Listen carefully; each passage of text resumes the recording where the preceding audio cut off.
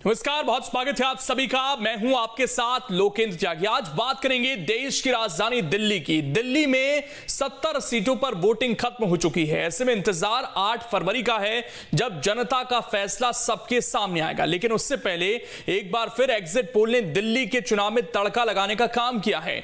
दरअसल ज्यादातर exit poll में बीजेपी को बहुमत मिला है, तो आपको बड़ा झटका लगा है। ऐसे में दिल्ली का दंगल और भी दिलचस्प हो गया है, क्योंकि एग्जिट पोल भले ही किसी को भी मुस्कुराने की वजह दें, लेकिन असल नतीजे तो 8 फरवरी को ही आएंगे, जहां देखना दिलचस्प होगा कि जनता आपकी 10 साल की सरकार को फिर से मौका देती है या फिर इस बार दिल्ली में कमल खिलता है। सबसे पहले एक रिपोर्ट आपको दिखाते हैं, उसके बाद आज इसी पर करेंगे विस्तार से चर्चा।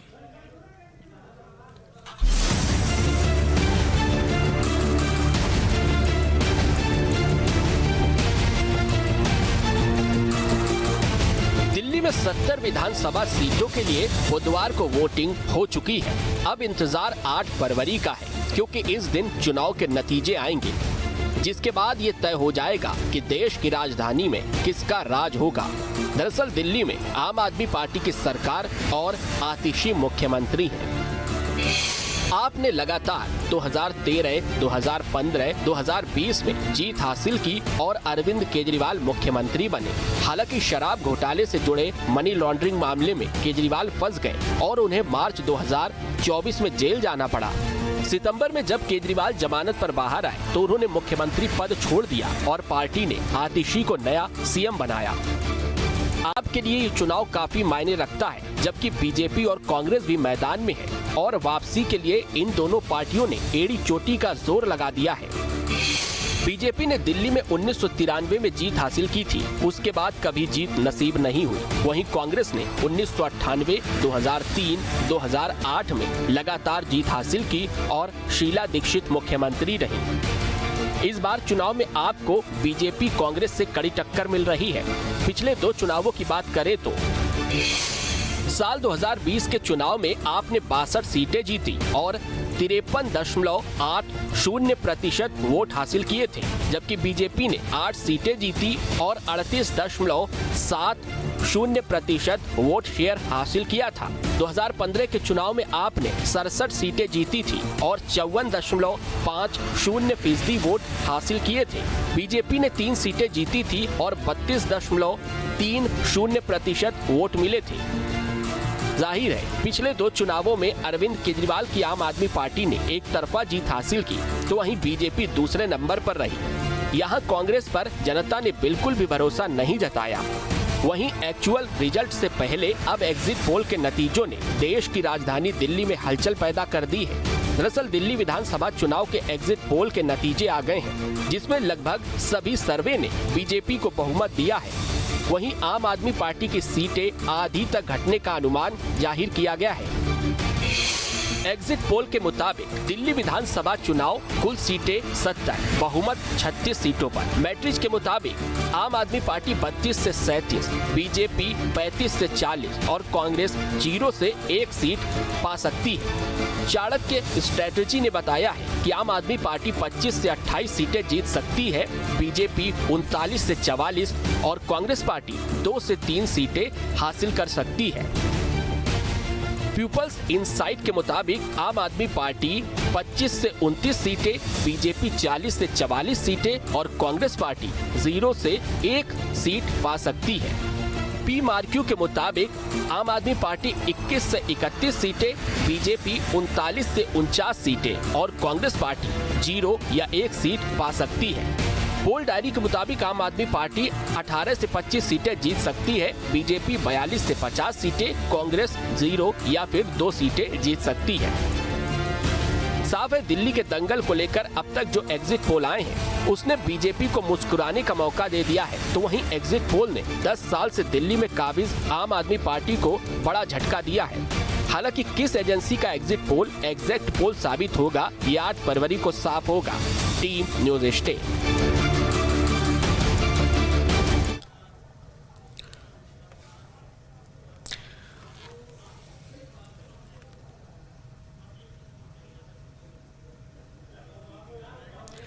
तो देखिए, यहाँ पर दिल्ली में जो अलग अलग एग्जिट पोल आए हैं वो आपके सामने हैं इस वक्त, जहां पर ज्यादातर में बीजेपी को बहुमत के पार दिखाया गया है। अगर आप देखेंगे तो इसमें आम आदमी पार्टी को ज्यादा सीटें मिलती हुई दिखाई नहीं दे रही हैं। और हमारे साथ 3 खास मेहमान इस वक्त जुड़ गए हैं। सबसे पहले परिचय करा देता हूं, प्रदीप तिवारी जी हैं, वरिष्ठ पत्रकार हैं। इसके अलावा खेमचंद जी हैं, प्रवक्ता हैं बीजेपी के, और आदेश भारद्वाज जी हैं, प्रवक्ता हैं कांग्रेस के। खेमचंद जी, जाहिर तौर पर आज एग्जिट पोल देखकर तो खुशी हो रही होगी, लेकिन क्या जो विपक्षी पार्टियां वो भरोसा करने के लिए तैयार नहीं है? आप किस तरीके से देख रहे हैं इस एग्जिट पोल को? नमस्कार, जय हिंद।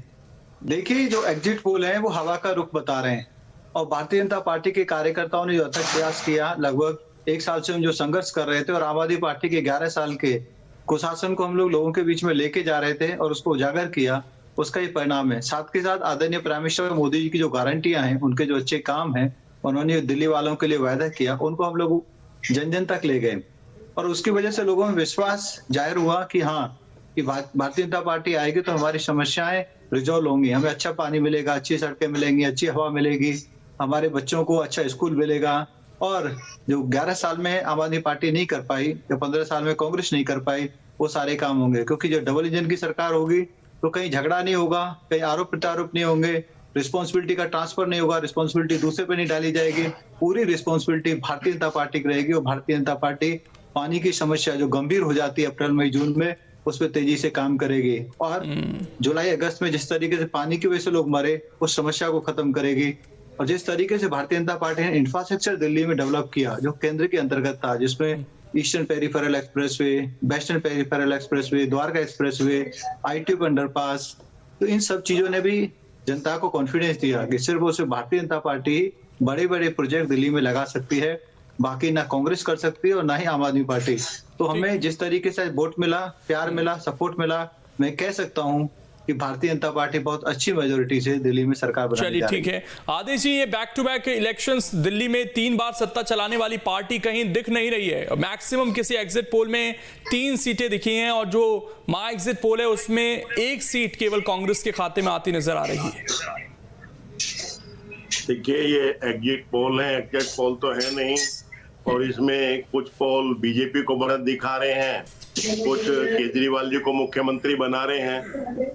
तो इसका कोई सैंपल साइज या क्या ऑथेंटिसिटी है, इसकी जानकारी तो मुझे नहीं है, लेकिन मैं ये जरूर कह सकता हूं कि हमने जमीन पे काम किया, लोगों के बीच में गए, लोग चाहे बीजेपी की बातें हो, मोदी साहब की, उनसे लोग महंगाई, बेरोजगारी, भ्रष्टाचार से परेशान हैं। दिल्ली में इनके 7 सांसद हैं, किसी सांसद ने कभी कोई दिल्ली के बारे में कोई आवाज नहीं उठाई। सेम केजरीवाल जी का है, केजरीवाल जी से भी लोग त्रस्त आ चुके हैं, 11 साल से केजरीवाल जी को देख रहे हैं, लेकिन केजरीवाल जी की करनी और कथनी में अंतर है। कहने के लिए पानी, बिजली हाफ, पानी माफ, पानी लोगों को, वो सब तो ठीक है। चलिए, मैं तो ये जानना चाहता हूँ आपसे कि इन दोनों पार्टियों की कमजोरियां रही तो फिर कांग्रेस कहां तक पहुंच पाई? ये तो चुनाव ऐसा था ना सर कि इसमें अगर नेक टू नेक टक्कर भी आती कहीं, मतलब आम आदमी पार्टी या बीजेपी, तो और कांग्रेस इसमें थोड़ा सा गेन करती तो शायद आप एक इंपॉर्टेंट भूमिका में आते, लेकिन वहां भी शायद अभी तो नहीं दिख रहे हैं। हम इम्पोर्टेंट भूमिका में नहीं, हम सरकार बनाने की भूमिका में, आप निश्चिंत रहें। जो है ये ज्यादा कॉन्फिडेंस, दिल्ली के अंदर बहुत बड़ा बदलाव है। हमने दिल्ली के अंदर 70 विधानसभाओं में न्याय यात्रा निकाली और जगह जगह लोगों को मिले और लोगों की तकलीफों को सुना। आज दिल्ली के अंदर एक सरकारी स्कूल में सर्वे हुआ था अभी कुछ समय पहले, जो है उसमें 69% बच्चे जो है उनका सामान्य ग्रोथ से भी कम है। जो है तो लोग अपने बच्चों को अपना पेट काट के भी खाना खिलाते हैं, उनको अच्छा खाना, पौष्टिक आहार देते हैं, लेकिन उसके बावजूद भी बच्चों का ग्रोथ सामान्य से कम है। ठीक, तो ये हालात है देश की, जो है ये हालात है दिल्ली के बच्चों की, और उसकी के लिए हम जो है प्यारी दीदी योजना लेके आए। उसी के लिए हम जो है 500 रुपए का गैस का सिलेंडर देंगे और खाने की वो तो अब ठीक है, बात हो गई। अब वो दिल्ली की जनता ने फैसला कर इनके लिया। कारण लोगों में बदलाव नजर आता है, क्योंकि लोग चाहते हैं कि अपने बच्चों को पौष्टिक आहार दे सके। इन दोनों सरकारों के कुशासन अब तो जो बदलाव आना था सर वो आ चुका है, वो लॉक हो चुकी है चीजें। प्रदीप जी, मैं एक चीज जानना चाहता हूं कि बीजेपी ने कई राज्यों में एक फाइट दी है, कई जगह वो फेल भी हुए हैं। उसमें हम पश्चिम बंगाल का उदाहरण ले सकते हैं, हम झारखंड का उदाहरण ले सकते हैं, हम कर्नाटका का उदाहरण ले सकते हैं। लेकिन कई जगह पर जब ऐसा लग रहा था कि जैसे छत्तीसगढ़ का उदाहरण लेते हैं, बहुत मजबूत कांग्रेस लग रही थी, वहां पर जिस तरीके से फेरबदल किया। हरियाणा में कांग्रेस ऐसा लग रहा था कि वापसी करेगी, वहां पर अपनी सरकार बनाई। और अब दिल्ली में भी आम आदमी पार्टी का जो मजबूत गढ़ था, कोई 1-2 साल का नहीं, 10-12 साल से, मतलब 2013 से कॉन्टिन्यूसली वो लगातार आ रहे हैं सरकार में। वहां पर इस तरह की टक्कर देना, क्या आपको कारण नजर आते हैं कि जहां बीजेपी आज स्टैंड होने की स्थिति में है और मे बी सरकार भी बना ले? बिल्कुल, आप देखिए तो कहीं ना कहीं दिल्ली जो है वो केंद्र बिंदु रहा है भारत सरकार का, और यही कारण है कि आप इस चुनाव में आपको नए समीकरण बदलते हुए दिखेंगे। और उसका सबसे बड़ा कारण ये भी है कि केजरीवाल जी जब पहली बार सरकार बनाए थे तो जिन वादों को लेकर आए थे, फिर दूसरी बार सरकार बनाए तो उन वादों को पूरा नहीं कर पाए और लगातार वो बात करते रहे। लेकिन जैसे हेल्थ, स्वास्थ्य की बात उन्होंने की, स्कूल शिक्षा की बात की, लेकिन वहां रोजगार की बात नहीं की, वहां जो गरीबी थी उसको ऊपर उठाने की बात नहीं की। वह बहुत सारे ऐसे मुद्दे रहे, लोगों को लगा कि कहीं ना कहीं ये बात, ये जो वादे हैं वो 100% फैक्ट नहीं है, वो कहीं ना कहीं 10%, 20% पे आ रहा है। तो इस बार लोगों ने ये कहा कि एक विकल्प नया तैयार करो, बीजेपी को लाओ और प्रयास करो कि आने वाले समय में हम इनको देख लें कैसी इनकी स्थिति रहती है। ये कहते हैं 2 डबल इंजन की जब सरकार है और बेहतर हम चलाएंगे, सरकार को पैसा मिलेगा, बजट देंगे और दोनों मिलकर काम करेंगे, दिल्ली का विकास करेंगे। तो इस बार लोगों ने थोड़ा सा मन बनाया है कि बीजेपी के पक्ष में, इसीलिए आप देखें तो जो वोटिंग % हुए हैं उसके आधार पर बीजेपी को कई सारी जगहों पे एक बड़ा मत मिलने का संभावना दिख रही है। और कल मतलब जो आने वाला समय है, जब रिजल्ट आएगा तो आपको ये पता चलेगा कि कहीं ना कहीं बीजेपी आगे बढ़ती नजर आएगी। कहीं ना कहीं जो भरोसा था केजरीवाल जी की, आम आदमी पार्टी जिस तरह से स्टैंड हुई थी, जिस तरह से आम आदमी पार्टी पर लोगों ने भरोसा किया था कि एक नए तरीके की पार्टी होगी, यहाँ ईमानदारी दिखेगी, यहाँ एक सामाजिक रूप से दिखेगा कि लोगों का विकास हो रहा है, लोगों का डेवलपमेंट होगा, क्षेत्रों का डेवलपमेंट होगा, तो वो चीजें नजर नहीं आई लोगों में। क्योंकि 15 साल की जो सरकार थी उसमें लोगों ने ये एनालिसिस किया है कि कौन सी सरकार बेहतर रहेगी। अच्छा, एक चीज और इसमें मैं जानना चाहता हूं सर आपसे, प्रदीप जी, ये कहा जा रहा है इस चुनाव में जो बीजेपी की कई बार यूएसपी दिखी है कई राज्यों में कि महिला वोटर्स पर बीजेपी अपनी पकड़ मजबूत करती है। दिल्ली में एक डिवाइड हुआ महिला वोटर्स और पुरुष वोटर्स में। महिला वोटर्स इंटैक्ट रही आम आदमी पार्टी के साथ, वो जो भैया वाली छवि अरविंद केजरीवाल ने बनाने की कोशिश की, ऐसा अभी कहा जा रहा है, एक आकलन हो रहा है। लेकिन ये जो 1 तारीख को बजट आया जिसमें ये 12 लाख तक की इनकम टैक्स फ्री की गई, इसने जो और मिडिल क्लास पुरुष थे जो कि दिल्ली में सबसे ज्यादा हैं, उनको बीजेपी के साथ और मजबूती से जोड़ दिया। क्या आपको लगता है कि 1 तारीख वाला फैसला और ज्यादा जो प्लस एक बूस्ट मिल रहा था बीजेपी को ठीक वोटिंग से पहले, वो देकर गया है? निश्चित तौर पर आप देखें तो केंद्र सरकार का ये बहुत बड़ा फैसला था। ये जो मध्यम वर्ग के लोग पीछे जा रहे थे, जिनकी आमदनी 7 लाख 8 लाख रुपए थी, वो लगातार टैक्स के बोझ में भर जाते थे। अब वो कम से कम परिस्थितियां बदल गई हैं, 12 लाख तक उनको रिबेट मिलेगा। जिनकी सैलरी 50,000, 60,000, 1 लाख रुपए तक जाएगी, उनको कम से कम इसमें छूट मिलेगी। उसमें कई सारी महिलाएं भी हैं, जो महिलाएं नौकरी कर रही हैं, जिनकी तनख्वाह 80,000 रुपए है, 90,000 रुपए है, तो उनको कम से कम टैक्स फ्री हो जाएंगे वो। तो मुझे लगता है कि इसका बड़ा परिवर्तन है। ऐसा नहीं है, उसमें आपको एक बड़ा तबका आपके बीजेपी के साथ जाएगा। और यही कारण है कि जो बीजेपी जिन सीटों पे अपना प्रयास कर रही है जीतने का, कि हम इन सीटों पे चुनाव जीते, वो 100% श्योर है। यही कारण है बीजेपी का। जो अभी केंद्र सरकार का बजट आया है, उसका फैसला भी कहीं ना कहीं इस चुनाव में फायदेमंद दिखा है दिल्ली को, दिल्ली की बीजेपी को। और केजरीवाल जी का भी देखिए क्या है, केजरीवाल जी जब पार्टी बनाए थे उस समय उन्होंने जो वादे किए और जिस तरह से फेयरनेस था उनके मन में कि हम बहुत अच्छा एक सुशासन देंगे और भ्रष्टाचार मुक्त प्रदेश को बनाएंगे, तो वो कहीं ना कहीं कर पाने में वो कमी रह गई उनमें। और यही का वो प्रयास किए होंगे, हो सकता है, लेकिन कहीं ना कहीं कमी रह गई और इसी कारण जनता उनसे विमुख होती चली जा रही है। अच्छा, मध्य प्रदेश में सर आम आदमी पार्टी ने निकाय चुनाव में अपना खाता खोला था। रानी अग्रवाल जी शायद हमें ज्वाइन कर गई हैं। रानी अग्रवाल जी, आप सुन पा रही हैं मुझे? मेयर हैं सिंगरौली की। सुन रही हूँ। सुन पा रही है मैम आप मुझे? हाँ सुन रही हूँ आपकी बात। रानी अग्रवाल जी, ये जो दिल्ली में अभी एग्जिट पोल सामने आ रहे हैं, ये आम आदमी पार्टी के पक्ष में नजर नहीं आ रहे हैं? देखिए, हमेशा एग्जिट पोल सही नहीं होता है जी। ये जनता का निर्णय है और जनता काम पे के नाम पर इस बार वोट दिया है और देती आ रही है, क्योंकि जनता को काम चाहिए। ठीक है, तो एग्जिट पोल का सही निर्णय नहीं होता है जो भी हो। ये तो समय 8 तारीख ही बताएगा। नहीं, लेकिन बताएगा, लेकिन आप लोग ऐसा नहीं था कि बहुत नेक टू नेक वाली सरकार चला रहे थे। 2 टर्म आपको बहुत ज़्यादा एक स्ट्रॉन्ग मैंडेट जिसे हम कहते हैं वो मिला दिल्ली में। उसके बावजूद पूरे चुनाव में ये परसेप्शन बना है कि आम आदमी पार्टी इस बार वो कॉन्फिडेंस नहीं दिख रहा है। सीट्स बदल दी गई, मनीष सिसोदिया की सीट तक चेंज कर दी गई, और जो पार्टी विद डिफरेंस की बात करती थी, हम राजनीति में अलग चीज़ें लेकर आए हैं, वो गायब दिखी। वैसी योजनाएं जैसी अन्य सरकारें करती हैं, उसको ही आपने आगे बढ़ाने की कोशिश की। क्या घबराहट थी, क्या अंदाजा था कि नुकसान हो सकता है, और अब वही चीज दिख रही है? नहीं, ऐसा नहीं है। जहाँ हमारे जो नेता अरविंद केजरीवाल जी, उन्होंने जो शिक्षा, स्वास्थ्य, बिजली, पानी है, महिलाओं पे है, युवाओं के लिए, वो अलग पार्टी से हटकर काम किया। आज आप देख लीजिए, कहीं भी, चाहे बीजेपी की सरकार हो, चाहे कांग्रेस की सरकार हो, आज तक कहीं भी आप देख लीजिए, कहीं भी बिजली फ्री नहीं मिल रही है, पानी फ्री नहीं है, स्कूल अच्छे नहीं। मैं खुद मध्य प्रदेश में हूँ, प्रदेश अध्यक्ष हूँ और महापौर हूँ यहाँ की, सिंगरौली की। तो यहाँ पे खुद कहीं भी आप जाके देखिए, अच्छे सरकारी स्कूल नहीं है।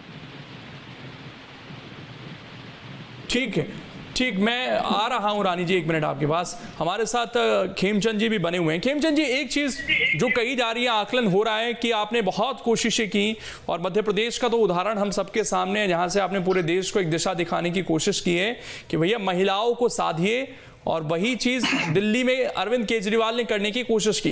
जैसे आप यहां पर एक डायरेक्ट बेनिफिट देने की कोशिश कर रहे हैं महिलाओं को, वो वहां पर भी देने की बात की गई। वही झारखंड में भी हुआ, जो शायद आपको नुकसान कर गया। अभी भी दिल्ली में कहा जा रहा है कि आप अभी भी एक कॉन्फिडेंस स्थिति में नहीं है, मेजॉरिटी के बहुत करीब हैं। वो इसलिए क्योंकि महिलाओं का उस तरीके से वोट आपको नहीं मिला, वो अभी भी आम आदमी पार्टी के साथ इंटैक्ट दिखी है। मेरे को ऐसा नहीं लगता है, क्योंकि आम आदमी पार्टी ने महिलाओं को 1 रुपया भी दिया नहीं, ना दिल्ली में दिया और ना ही पंजाब में दे देते हैं तो शायद ऐसा होता। या दिल्ली में 11 साल से हैं, 2 साल से देते, 3 साल से देते, शायद कुछ होता। झारखंड में क्या हुआ, झारखंड में उन्होंने पैसा दिया तो कॉन्फिडेंस उनके साथ बिल्टअप हुआ, लेकिन दिल्ली में ऐसा नहीं है। वहीं भारतीय जनता पार्टी के साथ एक अपर हैंड है, क्योंकि हम महाराष्ट्र में दे रहे हैं, हम मध्य प्रदेश में दे रहे हैं, हम मल्टीपल स्टेट्स में दे रहे हैं, तो महिलाओं को लगता है कि दिल्ली जो है वो मिनी इंडिया है। यहाँ महाराष्ट्रियन भी रहता है, यहाँ मध्य प्रदेश वाले भी रहते हैं, यहाँ पे अन्य राज्यों वाले लोग भी रहते हैं, और वो जब कहते हैं कि हाँ हमारे यहाँ पे मिल रहा है, वहीं राजस्थान में 25 लाख रुपए तक का हेल्थ बीमा है, वहां 25 लाख रुपए तक का इलाज मिल रहा है, तो लोग बता रहे हैं, दिल्ली में कह रहे हैं कि हाँ, कि भारतीय जनता पार्टी ने जो नए राज्यों में नई नई योजनाएं लागू की, वो दे रहे हैं, अच्छे तरीके से डिलीवर कर रहे हैं, तो लोगों में कॉन्फिडेंस आया। और आदरणीय प्राइम मिनिस्टर मोदी जी ने जब गारंटी दी कि जो चल रहा है वो तो चलता रहेगा, उसको इफेक्टिव बनाएंगे, उसमें से करप्शन को निकाल के फेंक देंगे, साथ के साथ बहनों को 2500 रुपए देंगे, 5 रुपए में खाना देंगे जो गरीब लोग हैं, तो ये चीज बहुत ही पॉजिटिवली लोगों में गई। 500 रुपए का सिलेंडर देंगे, होली दिवाली फ्री सिलेंडर देंगे, इससे जो हमारा निम्न वर्ग है, पर्टिकुलरली लोअर मिडिल क्लास है, उसमें पॉजिटिव मैसेज गया। और जिस तरीके एक अच्छा बजट आया, मिडिल क्लास ओरिएंटेड बजट आया, हम जैसे टैक्स पेयर्स ओरिएंटेड बजट आया, उससे जो मिडिल क्लास है उसमें बहुत ज्यादा पॉजिटिविटी गई है, जिसमें महिला भी हैं, पुरुष भी हैं, क्योंकि महिला पुरुष दोनों ही सर्विस सेक्टर में काम करते हैं, और दिल्ली में लगभग 50 से 60 लाख ऐसे लोग हैं जो सर्विस सेक्टर में काम करते हैं। आज नहीं तो कल, आज अगर वो टैक्स के दायरे में नहीं थे तो कल आने वाले थे। तो उन सबको एक बहुत ही पॉजिटिव मैसेज गया है कि भारतीय जनता पार्टी और मोदी जी हम सबके लिए सोचते हैं, मिडिल क्लास के लिए भी सोचते हैं, लोअर मिडिल क्लास के लिए भी सोचते हैं, और देश को आगे ले जाना चाहते हैं। आरोप तो है इस बार आप पर खेमचंद जी, ये आरोप है कि आपने बजट जैसी व्यवस्था जो कि एक महत्वपूर्ण अंग है सरकार का, उस बजट को भी एक इलेक्शन के टूल की तरह इस्तेमाल किया है इस बार। क्योंकि इस बार सब देख रहे थे कि रेलवे के लिए क्या है, डिफेंस के लिए क्या है, एलोकेशन है, हर चीज में एलोकेशन है, लेकिन बजट भाषण में उसका जिक्र नहीं किया गया। आवाज नहीं पहुंच पा रही सर आप तक? ठीक है, मैं दोबारा से लौट रहा हूं आपके पास। आदेश जी, आप तक आवाज पहुंच पा रही है सर? जी आ रही। ठीक आदित्य जी, लेकिन ये दिल्ली कांग्रेस के लिए देखें, क्या अभी भी जो एक बड़ी समस्या हमेशा से कांग्रेस के बारे में दिल्ली में भी कही जाती थी कि वहां पर शीला दीक्षित के बाद कोई लीडर डेवलप नहीं हुआ, ये चीज बीजेपी से भी लगातार पूछी जाती रही कि भैया आपका चेहरा कौन है। हमारी पार्टी भी इसको ग्लोरीफाई करने की या बताने की कोशिश कर रही थी कि दूल्हा नहीं है, दूल्हा नहीं है। ये तो कांग्रेस पर भी है ना कि आपका लीडर कौन वहां फिर भी प्रवेश वर्मा को इनडायरेक्टली लोग प्रोजेक्ट करने की कोशिश कर रहे थे, लेकिन ये चीज कहीं ना कहीं एक अभाव दिखा कांग्रेस के साथ। आपकी दिल्ली में एक बड़ी लीडरशिप हुआ करती थी, लेकिन उसके बाद वो लीडरशिप आज की डेट में उतनी अग्रेसिवली या जिस तरीके की राजनीति हो गई है वो दिखती नहीं है एक्टिव उस हिसाब से। इलेक्शन के दौरान जरूर दिखे, लेकिन उसके अलावा दिखते नहीं है। तो ये क्या लगता है कि ये भी एक अभाव है कांग्रेस के साथ दिल्ली में? नहीं, ऐसा बिल्कुल कोई अभाव नहीं है, ना लोगों में ऐसी कोई बात है। सच्चाई ये है कि हमारे पास एक से एक काबिल नेता है जिन्होंने दिल्ली को 15 साल खूब संवारा, सजाया और दिल्ली को बेहतर बनाया। तो हमारे पास एक से एक काबिल व्यक्ति है। अजय माकन जी रहे, देवेंद्र यादव हमारे प्रदेश के अध्यक्ष हैं, तो एक लंबी लिस्ट है जो है। संदीप दीक्षित हैं, हारून यूसुफ हैं, तो ये बहुत सारे हमारे नेता हैं जो दिल्ली को जिन्होंने संवारा अपने समय में जो है, और दिल्ली को खूबसूरत दिल्ली बनाया। तो कहीं इस तरह की कोई बात नहीं है, लेकिन मैं इन जो आपके एग्जिट पोल है इस पे विश्वास नहीं करता। मैं आपको फिर एक बार ही कहना चाहता हूँ, ठीक है सर, आपका मत हो सकता है, परिणाम जो है हम भी नहीं कह रहे कि एग्जैक्ट पोल है, हम भी इंतजार करेंगे, लेकिन क्योंकि एक सर्वे होता है और उस सर्वे के आधार पर वो आज हम दिखा रहे हैं जो चीजें निकलकर सामने आई हैं, अब वो कितनी साफ होती हैं, सटीक बैठती हैं, ये देखना होगा। रानी अग्रवाल जी, लेकिन मैं एक चीज आपसे जानना चाहता हूं, आम आदमी पार्टी अभी बहुत छोटी स्टेज में थी, लेकिन बहुत जल्दी कामयाबी हाथ लगी। पहले दिल्ली जैसे राज्य में इतने लंबे समय तक कब्जा रखना, फिर पंजाब में आपका विस्तार हो गया, मध्य प्रदेश में खाता खुल गया, गुजरात तक आप पहुंच गए और डिफरेंट स्टेट में आप लगातार बढ़ रहे थे। लेकिन अगर दिल्ली हाथ से निकल गया तो एक मेजर सेटबैक, बहुत बड़ा नुकसान आप लोगों के लिए नहीं होगा? ये नहीं, जनता के ऊपर पूरा विश्वास है और ऐसा नहीं होगा, ठीक है। और बिल्कुल जनता का विश्वास एकदम सर आंखों पे है और आपको 8 तारीख को देखने को मिलेगा कि आम आदमी की पार्टी की सरकार है और काम के नाम पे जनता ने वोट दिया है। आपको ये लगता है कि अगर पूरी तरह से स्कूल बदल जाते, पूरी तरीके से अस्पताल बदल जाते तो वो दिखता, सड़कें बदल जाती, कुछ चीजों को तो अरविंद केजरीवाल भी स्वीकार करते हैं कि सड़कें हम नहीं डिलीवर कर पाए, दिल्ली में आप किसी भी टाइम निकलिए आपको जाम मिलेगा, आप जाम में फंसेंगे। यमुना का मुद्दा इतना बड़ा हो गया पूरे इलेक्शन के दौरान, वो लोगों को कहीं ना कहीं दिख रहा था। पॉल्यूशन पूरे देश भर में चर्चा होती है। बिल्कुल, हम आपसे पूछना चाह रहे हैं कि जहाँ जहाँ क्या भारतीय जनता पार्टी की सरकार है, क्या उन्होंने पूरे वादे पूरे किए हैं? और आपको पता भी होगा कि ईडी सीबीआई का सहारा लेकर जो झूठे आरोप में हमारे नेताओं को जेल में डाला, उससे भी थोड़ा बहुत काम पे नुकसान हुआ और इससे फिर इलेक्शन आ गया, ये हमारे नेताजी ने स्वीकार किया। लेकिन दिल्ली में एक चीज रानी अग्रवाल जी आप मानेंगी ना, वो हमेशा कहते हैं कि बजट की हमारे पास कोई कमी नहीं है, हम सरप्लस बजट हैं, हम पॉजिटिव बजट लेकर चलते हैं। तो फिर चाहे जो भी हो रही है पॉलिटिकल हैपनिंग जो भी हो रही है, काम तो एटलीस्ट रुकना नहीं चाहिए था। काम तो रुका नहीं है, लेकिन थोड़ा सा लास्ट में यमुना का जरूर उन्होंने स्वीकार किया कि भाई यमुना हम पूरी तरह से सफाई नहीं कर पाए, कुछ उसमें पाइप वगैरह और लगना है, तो इस साल हम उसको कर देंगे। क्योंकि अरविंद केजरीवाल जी एक ईमानदार नेता है हमारे, और जो कहते हैं करके दिखाते हैं, जो उन्होंने किया और करा भी, और जो कुछ उन्होंने स्वीकार भी किया कि यमुना पे हमने काम नहीं कर पाए, थोड़ा बहुत जो भी बचा हुआ है हम इस बार वो कर देंगे। ऐसा कहीं भी नहीं होता है कि कोई भी पार्टी इस तरह स्वीकार करके आगे बढ़े कि हमने वो काम नहीं किया, हम इस बार वो काम करेंगे। तो आप समझ सकते हैं कि हमारे नेता अरविंद केजरीवाल जी काम किया और इस सच्चाई के साथ वो आगे बढ़ रहे थे।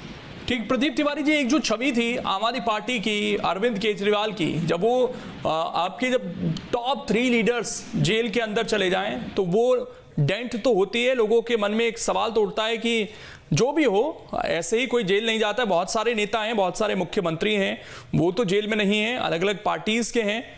तो ये क्या डाउट गया होगा जनता के मन में, प्रदीप जी आपको लगता है?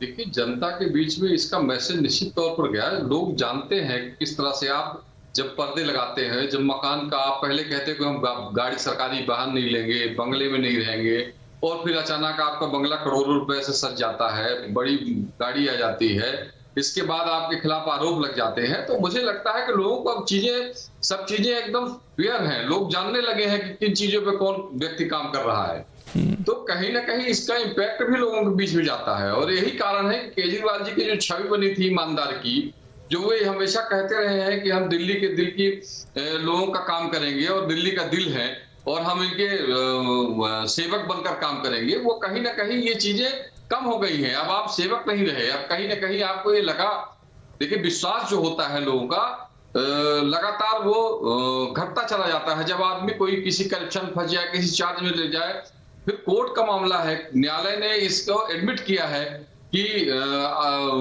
तभी तो जेल भेजा था। तो कहीं ना कहीं ये कमी रही है, और ये आम आदमी पार्टी की बड़ी कमी थी कि जिस चीज को आप लेके, सबसे बड़ा मुद्दा था भ्रष्टाचार नहीं होगा, उसमें आप कहीं ना कहीं पूरा जो आंदोलन था वो उसी पर खड़ा हुआ था ना, रामलीला मैदान। जी, दूसरी बात आपने कहा था कि हम दिल्ली को, सर थोड़ा सा समय मेरे पास कम है इसलिए रोक रहा हूं। बहुत बहुत शुक्रिया आप सभी का जुड़ने के लिए। रानी जी जुड़ी हुई थी, रानी अग्रवाल जी आपका भी बहुत बहुत शुक्रिया जुड़ने के लिए। तो अब इंतजार 8 का ही है, और ये